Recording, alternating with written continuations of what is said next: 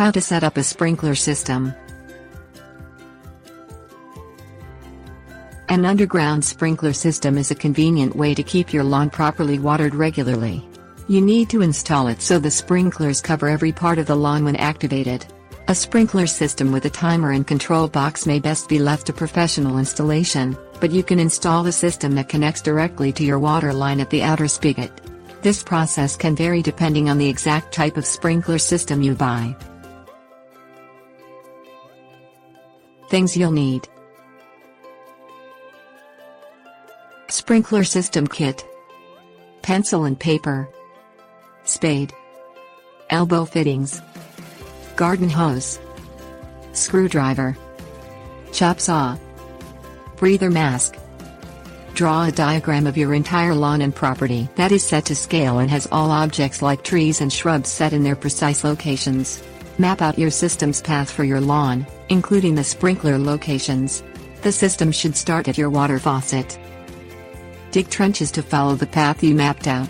Dig the trenches about 3 inches deep and then push the sides of the trenches outward with the flat of your spade to widen them. Lay the kit's sprinklers near their planned locations. Connect one sprinkler, preferably the one near the end of the sprinkler line, to the water pipe from the kit, tightening the included pipe clamps around the sprinkler fitting with a screwdriver. The sprinkler fittings will point along the length of the trench. Assemble the rest of the sprinkler system by connecting the remaining sprinkler heads and pipes with their hose clamps.